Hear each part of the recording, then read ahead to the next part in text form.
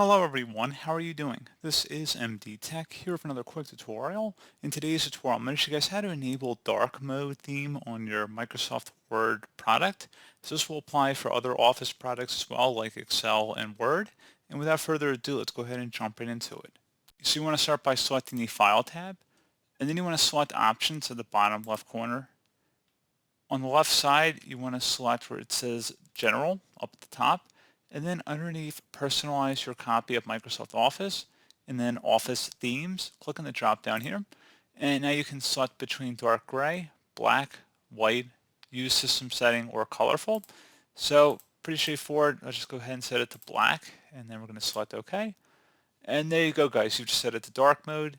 If you wanted to set it to a gray color, you can just select Office Theme and then dark gray.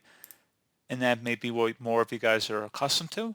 But pretty straightforward process here, guys. I do hope I was able to help you out, and I do look forward to catching you all in the next tutorial. Goodbye.